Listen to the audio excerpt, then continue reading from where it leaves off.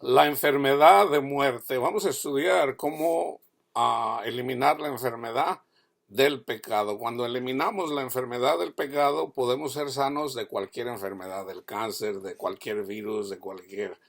Lo más importante es sanar las enfermedades del corazón. Entonces, para sanar la enfermedad del pecado, ya miramos que en Isaías 53 Jesús está profetizado que Él llevó nuestras enfermedades, o sea, nuestros pecados, y como llevó nuestros pecados, ya no tenemos que ser castigados porque Jesús los llevó. Y había una mujer que desde hacía 18 años tenía espíritu de enfermedad y andaba encorvada y en ninguna manera se podía enderezar. Cuando Jesús la vio, la llamó y le dijo: mujer, eres libre de tu enfermedad. Mas si por el dedo de Dios echo yo fuera los demonios, ciertamente el reino de Dios ha llegado a vosotros. Cuando llega el reino de Dios a nuestros corazones, Jesús sana nuestras enfermedades.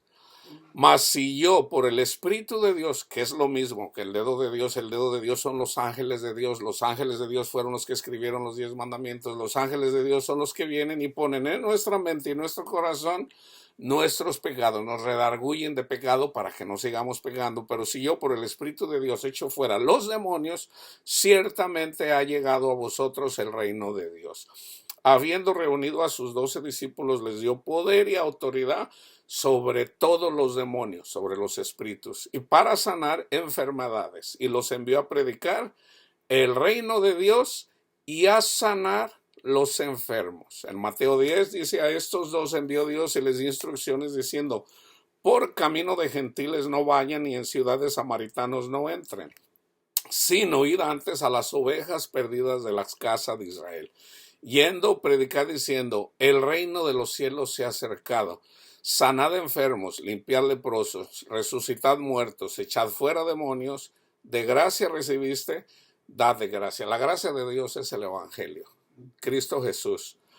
Entonces, ya una vez que somos cristianos, nuestra fe va a ser probada. Pablo dice: y de igual manera el Espíritu mismo nos ayuda en nuestra debilidad. Pues, ¿qué hemos de pedir como conviene? No lo sabemos, pero el Espíritu mismo que tenemos por haber escuchado el Evangelio y recibirlo, el Espíritu mismo intercede por nosotros, los ángeles de Dios, con gemidos indecibles. Mas el que escudriña los corazones sabe cuál es la intención del Espíritu, porque conforme a la voluntad de Dios intercede por los santos. Y sabemos que a los que aman a Dios, todas las cosas les ayudan a bien. Esto es, a los que conforme a su propósito son llamados. Entonces, por ejemplo, Pablo le profetizaron que cuando fuera a Roma, él iba a sufrir persecución. Y sabemos que el mismo Pablo, cuando iba en el barco, él pensó que iba a morir, pero el Espíritu Santo, o sea, los ángeles de Dios vinieron, le dijeron: Pablo, no vas a morir, de hecho nadie va a morir. ¿Por qué? Porque el ángel de Jehová acampa alrededor de aquellos de los que les temen. Pablo, que era siervo de Dios, siervo de Cristo, y que todavía es siervo de Cristo, el Señor lo salvó no solamente en el mar, de que cuando encalló y llegaron a la isla, en la misma isla, cuando llegaron ahí, una serpiente lo mordió y no murió.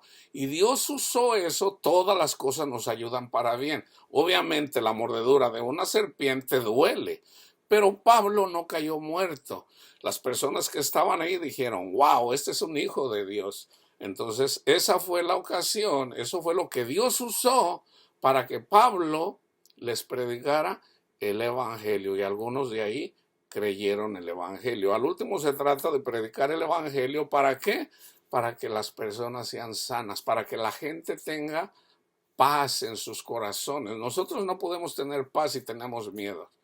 El miedo es lo opuesto de la fe.